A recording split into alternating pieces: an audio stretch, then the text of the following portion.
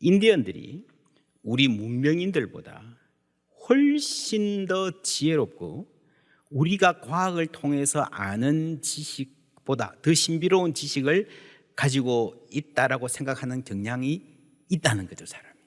백인들이. 사실 신대륙 이주 초기에는요, 백인들이 인디언들은 굉장히 무식하고 잔인하고 야만적이고 폭력적인 사람들로 이해했습니다.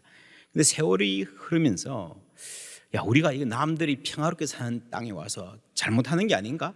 우리가 훨씬 더 탐욕과 폭력적인 사람이 아닌가라고 하는 그런 인식이 생기기 시작했습니다. 그런데 틀린 말이 아닐 수 있는데요, 이게 너무 그쪽으로 가다 보니까 인디언들이 지나치게 낭만화되고 이상화된 면도 있다는 거죠.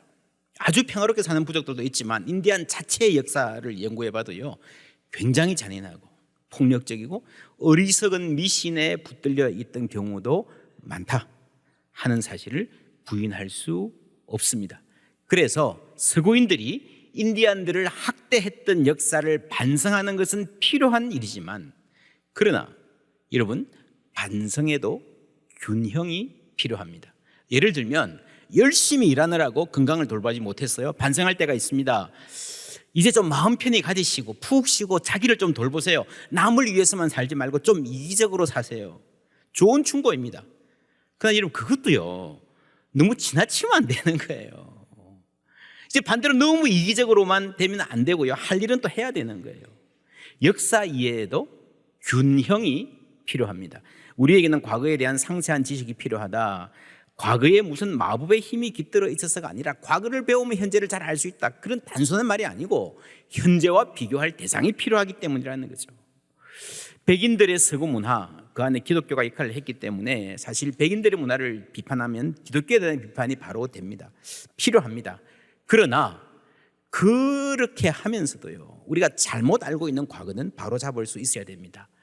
여러분, 미국에서 사는 원주민들을 인디언이라고 하는데, 이게 본래 인도 사람이란 말이죠. 그렇죠? 콜럼버스가 미국에 도착해서 여기가 인도다 그래가지고 인디안, 인도 사람들 하고 부르는 게 굳어진 거예요.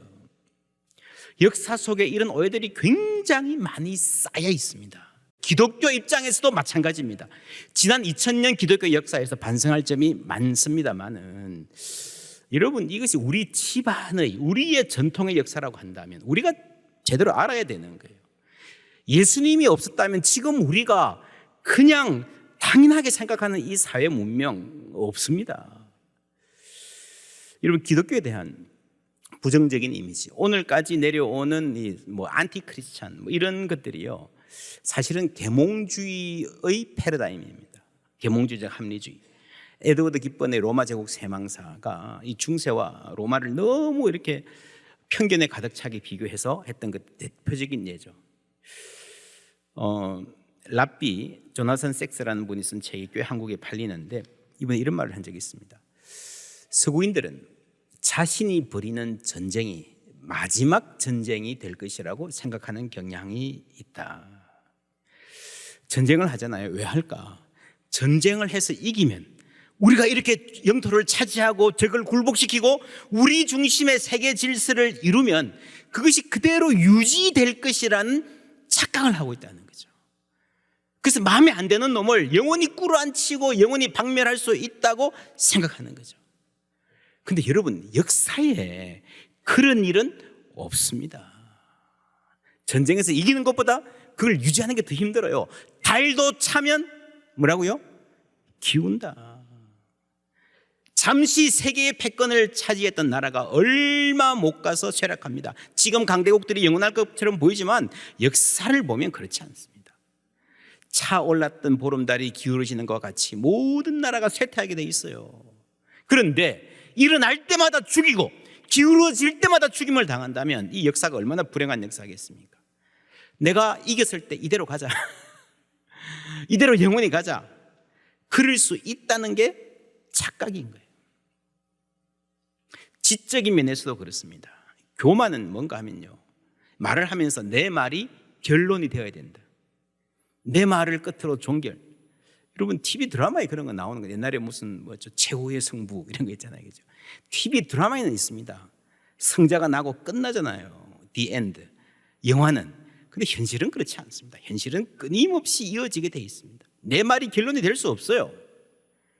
이 계몽주의가 18세기 말부터 프랑스에서 시작되었다 하는데 인권, 이성 아주 긍정적인 영향이 많습니다. 그런데 문제는 뭔가 하면요, 그게 다 틀리다는 말이 아니라 자신들이 결론을 내리려고 했어요. 우리가 역사의 마지막에 도달했다. 그 이전에 기독교 많은 전통을 그건 어둠 속에 있는 사람들 미신같이 이렇게 여기고요. 이 계몽주의의 자신감이 너무 지나쳐서 요즘 말로 자뻑이 된 겁니다. 그 이전 시대 사람들을 자기가 보니까 너무 무시하고 우스운 거예요. 그래서 저 사람들은 어둠에 살고 있었고 이제는 빛이 비쳐서 알게 되었다. 우리가 빛을 비춰야 된다. 그게 계몽이거든요. 그러다 보니까 우리가 빛이다라고 착각을 하는 거죠. 잘못된 신화가 시작되는 겁니다. 다시 내가 당신 말에 찬성하진 않지만 당신이 그렇게 말할 권리를 위해 싸울 것이다. 이거는 볼테르가 한 말이라고 전해지는데 표현의 자유, 사상의 자유를 가진 아주 좋은 말입니다. 근데 이 말도요, 볼테르가 한 말이 아니에요. 이게 자체가 지금 신화화되고 있는 거예요. 내일 지구의 종말이 오더라도 나는 오늘 한 그루의 사과나무를 심겠다. 누가 한 말인 줄 아십니까? 스피노자 아니에요. 이 말은 종교개혁자 마틴 루트가 한 말입니다. 물론 그 전에 뭐 또 이런 말이 있었을 수는 있습니다. 가장 분명한 증거는 마틴 루터의 말입니다. 유럽에 가면 아무도 이 말을 스피노자가 한 거라고 말 안 하는데 한국에서만 그러는 것 같아요. 그만큼 우리가 역사에 대한 오해가 많습니다. 이 루터가 한 말을 스피노자에게 돌리는 거는요, 그냥 해프닝 같기도 하지만 여기에 기독교에 대한 오해가 많이 숨어 있습니다. 기독교와 기독교 인물들을 저평가하고 계몽주의 지식인을 너무 높게 평가하는 경향이 여기에 있는 거죠. 사실 세계사를 제대로 공부해 보면요, 인권, 건강한 개인주의 시작된 것은 종교 개혁 때입니다. 교회만 개혁한 것이 아니라 인류사회 전체가 완전히 바뀌었습니다. 사실 영어에는 종교 개혁이라는 말이 없어요. 찾아보시면 여기 그냥 종교 개혁이 뭐예요? The Reformation이에요. 독일어로 Die Reformation. 그냥 개혁이에요. 역사 속에서, 인류 역사 속에서 단 하나의 가장 중요한 개혁, 그러면 그게 우리가 종교 개혁이라고 부르는 겁니다. 그러니까 사회 전체가, 인간의 사상 전체가 근본적으로 바뀐 그 개혁입니다. 계몽주의자 대표인 볼테르도 인정했습니다. 이걸 루터와 깔뱅이 시작했는데 좀 더 확실히 밀고 나가야 된다는데 끝까지 못 가서 우리가 한다, 이런 말을 했어요. 다른 말로 하면 루터와 깔뱅이 뿌린 씨앗을, 그 열매를 계몽주의자들이 거둔 겁니다. 두 번째 전에 제가 말씀드렸지만 사실은 영국이 앞서서 다 해놓은 거를요, 프랑스 계몽주의가 요란하게 뒤따라간 것일 뿐이에요. 계몽이 제도교회를 비판했지만 가장 중요한 것은 핵심적인 사상은 교회에서 가져간 겁니다. 볼테르도 인간다운 삶을 위해서 신앙은 꼭 필요하다 강조했습니다. 이 계몽주의의 문제는 하나, 교만입니다. 우리가 역사 발전의 최종 단계라 생각하는 지나친 자신감, 이전 것은 다 잘못되었다, 우리가 맞다 라고 하는 거죠. 사춘기 아빠들이 아빠가 뭘 알아, 아빠는 틀리고 우리는 맞다, 그것까지는 괜찮아요. 그런데 아빠는 다 틀렸고 우리는 다 맞다, 그건 아니죠. 사람이 내가 다 맞다 하는 순간부터 바보가 되는 거예요. 그냥 여러분 한 단계 한 단계 발전해 가는 겁니다. 고대, 중세, 여러분 근대가 중세에 비해서 나은 면도 있고 못한 면도 있어요. 우리가 이전 세대보다 더 잘 아는 부분이 있지만 놓친 부분도 많고 우리가 또 앞으로 더 극복돼야 될 단계도 많은 겁니다. 내가 정답이야 다 알아 하는 계몽주의는 사춘기 청소년 같습니다. 그거를 조금 벗어나서 아닐 수 있구나, 우리가 틀릴 수 있구나라고 한 게 사실은 포스트 모더니즘이에요. 포스트 모더니즘의 기본 정신은 모더니즘이요, 우리가 너무 교만했다, 우리가 가진 합리적 소위 지식이 절대적인 게 아니다라는 말을 한 게 포스트 모더니즘의 출발입니다. 물론 이게 나중에 더 교만해져서 문제가 되기는 합니다만은 이런 점에서 포스트 모던을 전체를 다 이렇게 거부할 것이 아니라 잘 갈래를 따져보면 우리가 함께 대화하고 배울 점이 충분히 있습니다. 계몽주의의 교만이 서구 세계에 있다가 이게 밖으로 나갈 때 엄청난 문제가 발생합니다. 서구 세계에서는 우리가 옳다, 옛날이 틀렸다, 이렇게 나오는데 배 타고 라틴 아메리카 가고 여러분 가니까요. 어우 야만인이야. 우리는 문명이고 너희는 야만이야. 그래서 인종주의의 뿌리가 계몽주의에 있습니다. 계몽주의의 시대가 인종주의 발흥의 시대였어요. 이것은 피부 색으로 인한 차별이라기보다는 문화적 차별입니다. 그래서 사실은 선교사들도 이런 생각에 사로잡혀 있을 수가 있습니다. 그렇죠? 저 미개인들 우리가 좀 개화시켜줘야 돼. 그러니까 현지인을 존경하지 않는 거죠. 우리가 이번에 로잔 선교대회 하는 것도 이러한 반성도 충분히 포함되어 있습니다. 도미니언이라는 책 몇 번 소개해드렸는데 여기에 보면 스페인이 라틴 아메리카를 16세기에 식민지화할 당시에 정말 잔인하게 현지인들 다루고 노예로 삼았는데요. 그때 그 이론적인 배경이 아리스토텔레스의 철학입니다. 아리스토텔레스가 어떤 사람들은 노예에 맞게 태어났다고 했다라고 하는 것을 철석같이 믿었어요. 그런데 기록을 보면 적지 않은 그리스도인들이 이에 반대했습니다. 물론 기독교 교리가 노예 제도를 반대한다는 합의는 없었습니다. 그런데 그리스도인들이 식민지에 가서 이렇게 살면서요, 이렇게 양심의 찔림을 받는 사람들이 생기는 거예요. 한 예로 바르돌로메 데 라스 카사스라는 사람입니다. 부자였는데 스페인에서 라틴 아메리카 가서 노예 소유를 하다가 1513년에 갑작스럽게 가슴을 찌르는 듯한 고통을 느낍니다. 이 경험을 역사가들은 사도 바울이 회심한 것처럼 근본적인 변화를 경험한 것으로 봅니다. 카사스는 이때부터 자기 소유의 모든 노예를 그냥 다 해방시킵니다. 여러분, 인권과 자유를 그렇게 말했던 계몽 철학자들이 이랬다는 사람은 없습니다. 제가 알기로는. 노예 무역에, 한쪽으로는 인권을 말하면서 노예 무역에 돈을 투자해서 돈 많이 버는 사람들도 있어요. 여러분, 근대 교육의 이론 기초가 된 짱자크 루소, 에밀 아시죠? 아주 멋진 교육 이론입니다. 근데 이 루소가요, 자녀가 5명 있었는데 5명 전부 다 고아원에 맡겼습니다. 애 키우기 싫다고. 그 안에서 죽기도 했고요. 여러분, 이론이 사람을 변화시키지 못합니다. 그런데 이런 그리스도인들은요, 자기가 그 엄청난 손해를 보면서 노예를 다 해방하고, 그 이유로 이 카사스는 인디안들을 압제로부터 보호하는데 최선을 다합니다. 잔혹 행위를 밝혀서 법정에 고발하고요. 그리고 무엇보다도 우리가 이들에게 그리스도의 복음을 증거해야 된다 외쳤습니다. 전도했습니다. 우리 스페인 사람들이 왜 이 땅에 왔는가? 다시 말하면 하나님이 왜 우리에게 바닷길을 열어주어서 지금 이 시기에 이 땅에 보내셨나? 저 사람들을 구원하라고 하시는 거 아닌가? 그렇게 사람들을 설득하고 전도운동을 했습니다. 왜냐하면 그들은 우리의 형제이기 때문입니다. 그리스도는 그들을 위해 자신의 목숨을 내어 놓으셨습니다. 여러분, 한 번도 얼굴도 본 적이 없는 사람들, 피부색도 다르고 말도 안 통하는 저 사람들을 그리스도께서 저 사람을 위해서 죽으셨다는 이 신앙, 여러분 얼마나 놀랍습니까? 고린도전서 8장 11절 함께 읽습니다. 그러면 내 지식으로 그 믿음이 약한 자가 멸망하나니 그는 그리스도께서 위하여 죽으신 형제라. 아멘. 예. 기독교의 인간관의 두 가지. 첫 번째는 모든 사람이 하나님의 형상으로 창조되어 받았다. 두 번째로는요, 그리스도께서 그를 위하여 죽으셨다. 내 형제 중에 내가 보기에 좀 들떨어진 사람이에요. 별로 세상적인 기준으로는 가치 없다 싶은 사람이에요. 인간적인 기준으로 보면 야, 너 왜 사니 싶은 그런 사람일 수 있어요. 그런데 내 판단은 그렇지만 그리스도께서 그를 위하여 죽으셨다는 거죠. 우리가 믿습니다. 진리입니다. 그리스도께서 모든 사람을 위하여 죽으셨습니다. 우리는 믿습니다. 그렇다면 이 진리를요, 내가 만나는 사람들에게 적용할 줄 알아야 돼요. 그렇지 않습니까? 이 진리 따로, 이론 따로, 내 생활 따로 그 아무 힘이 없는 거예요. 그리스도께서 우리를 위하여 죽으셨다, 모든 사람을 위하여 죽으셨다 그러면요, 지금 내가 만나는 모든 사람에게 그거를 적용할 줄 아는 힘, 그게 여러분 생각하는 힘입니다. 제대로 생각하는 힘이죠. 그게 진짜 합리적인 거죠. 진짜 인문학은 생각하는 힘을 기르는 데 있습니다.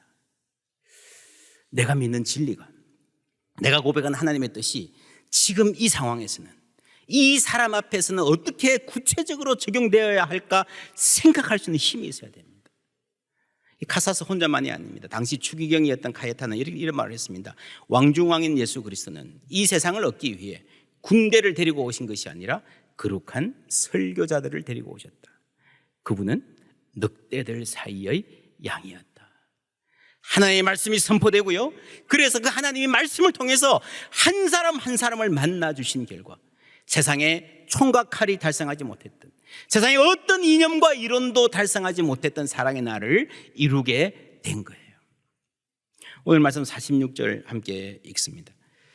나다나엘이 이르되 나사렛에서 무슨 선한 것이 날 수 있느냐. 빌립이 이르되 와서 보라 하니라. 하나님이 나다나엘을 만나주신 이야기입니다. 여러분, 기대가 별로 없었어요. 아이고, 뭐 나사렛에서 선한 것이 나겠느냐, 이 말은요 별 볼 일 없다는 거죠. 우리 동네, 우리 역 동네 마찬가지라는 겁니다. 이게 자기 멸시예요. 여러분, 예수와 여성 말씀드릴 때 기억하십니까? 어떤 여자가 예수의 말씀을 듣고 감동했어요. 가슴이 막 뛰어요. 설렙니다. 그런데 하는 말이, 당신을 뵌 태와 당신을 먹인 저지 복이 있나이다. 이게 자기 멸시라 그랬죠. 말씀의 은혜를 받아도 내가 하나님 나라의 삶을 살겠습니다 아니고 내 아들을 통해서 뭘 해야 될 것 같아요. 자기를 차별하고 자기를 배제하고 자기를 멸시하는 겁니다. 나다나엘도 마찬가지입니다. 뭔가 이렇게 나라에 큰일을 할 사람이 생기면 그거는 저 예루살렘이나 좀 잘난 데서 나오겠지, 뭐 우리 동네에서 나오겠어. 47절 48절 함께 읽습니다. 예수께서 나다나엘이 자기에게 오는 것을 보시고 그를 가리켜 이르시되 보라, 이는 참으로 이스라엘 사람이라. 그 속에 간사한 것이 없도다. 나다나엘이 이르되 어떻게 나를 아시나이까? 예수께서 대답하여 이르시되 빌립이 너를 부르기 전에 내가 무화과나무 아래에 있을 때에 보았노라. 아멘. 어떻게 나를 아십니까? 무화과라는 말을 하시죠. 무화과라는 나무를. 네가 무화과나무 아래에 있을 때, 이 말은요 그냥 지나가다가 너 버스 기다리는 거 봤어, 이런 말이 아닙니다. 아마 이 나다나엘에게는 굉장히 소중한 장소, 이 장소가 내가 누구인지를 말해주는 그 장소였을 거예요. 어떤 배경이 있는지 열왕기상 4장 25절을 함께 읽습니다. 솔로몬이 사는 동안에 유다와 이스라엘이 단에서부터 브엘세바에 이르기까지 각기 포도나무 아래와 무화과나무 아래에서 평안히 살았더라. 나라가 최고 좋을 때요, 다윗 솔로몬 시대에 어떻게 살았는가 하면은 온 백성이 단에서 브엘세바까지, 북쪽 끝에서 남쪽 끝까지 각기 자기 포도나무와 자기 무화과나무 아래에서 샬롬, 평안히 살았더라. 최고 좋은 시대를 이야기하는 거예요. 다윗과 솔로몬 시대. 그죠? 여러분, 이걸 잊어버리면 어떻게 되는가 하면요, 땅을 잃고 소작으로 살아갑니다. 자기 나무가 없어요. 혹은 포로가 됩니다. 자기 집도 없어요. 그래서 이 말씀은 오랫동안 이스라엘의 독립 회복의 표지가 됩니다. 예를 들면 미가 4장 4절 함께 읽습니다. 각 사람이 자기 포도나무 아래와 자기 무화과나무 아래에 앉을 것이라. 그들을 두렵게 할 자가 없으리니 이는 만군의 여호와의 입이 이같이 말씀하셨습니다. 아멘. 땅도 뺏기고 집도 뺏기고 사회 정의가 부정의가, 사회정의가 무너진 이 사회에서 하나님의 회복이 각 사람이 자기 포도나무와 자기 무화과나무 아래에 앉을 것이라 라고 했습니다. 그래서 아마 이 무화과나무 아래에서 기도했을 거예요. 우국지사들이 모여서 나라의 장래를 염려하면서 계획을 했을 거예요. 그때를 떠올리게 하는 말인 것으로 추정이 됩니다. 그러니까 자기 인생에 가장 간절했던 순간, 자기 인간에 가장 소중했던 그 순간과 그 자리를 다시 되새기게 하는 거예요. 내 인생에 잊을 수 없는 순간. 그래서 그 한마디 하셨을 때에 이분이 나를 알고 계시는구나 라고, 하나님 어떻게 나를 아십니까? 할 수밖에 없는 거예요. 여러분, 이것이 우리 예배하는 거하고 똑같습니다. 우리는 때로 별 기대 없이 그냥 뭐 신통한 게 있겠냐, 내 인생에, 내 이 나이에 그렇게 예배의 자리에 나왔는데 하나님이 나에게 말씀하세요. 하나님이 나를 터치하시고 나를 도전하세요. 이 말씀은 나에게 주시는 것이 분명하다. 찬송가에 있잖아요. 우리 서로 받은 그 기쁨 뭐라고요? 알 사람이 없도다. 하나님과 나만이 아는 무화과나무, 그게 있는 거예요. 참 이스라엘 사람이로다. 이 말은요, 당신은 사실 유대 지파밖에 안 남았어요. 그래, 이스라엘이라는 말 자체가 여러분 민족 회복의 염원을 담는 말입니다. 민족 회복에 쓰임받을 사람이다 라는 말이에요. 무화과 나무의 꿈은요, 나다나엘 입장에서 어쩌면 이미 포기한 꿈일 수 있습니다. 옛날에 그렇게 열정적으로 민족을 위한 일을 했는데 지금은 뭐 나사렛에서 뭔 선한 것이 나겠냐, 무슨 신통한 것이 나겠냐, 우리가 뭐 이렇게 한다고 뭐 달라지겠냐 세상이. 그런데 하나님이 다시 다가오실 때에 잃어버린 꿈이 되살아나는 줄 믿습니다.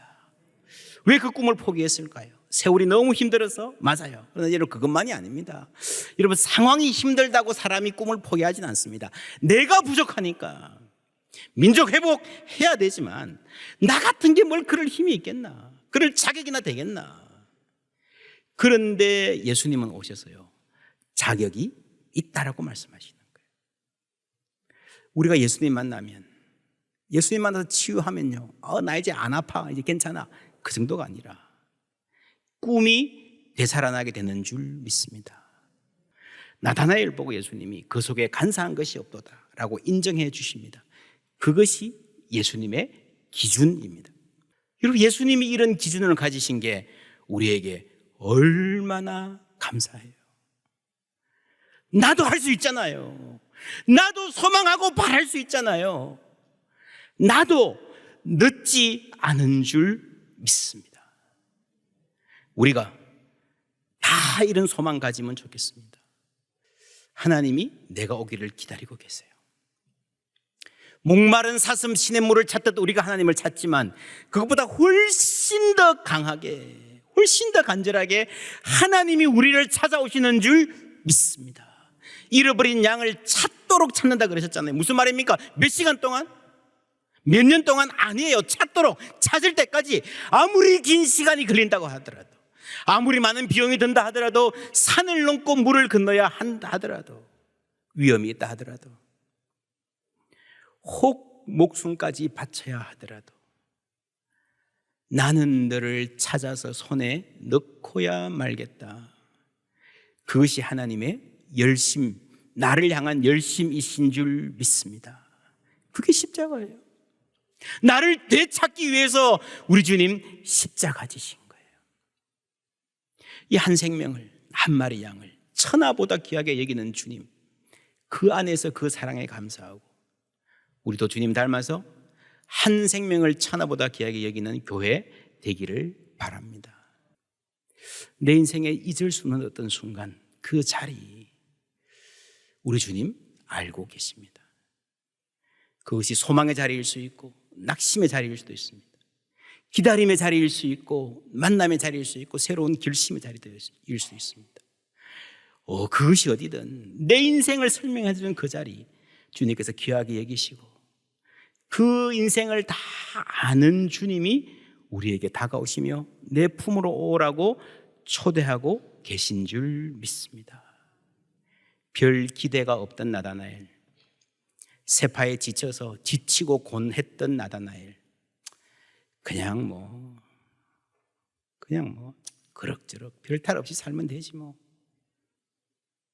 소원이 그렇게 쪼그라들어 버린 우리를 불러주시고 새로운 꿈을 주시고 이보다 더 큰 일을 보리라. 할렐루야. 주의 영광 보여주시는 은혜 주실 줄 믿습니다. 우리 곁에 오신 주님 안에서 그 영광 발견하는 주님의 제자들 다 되시기를 축복합니다.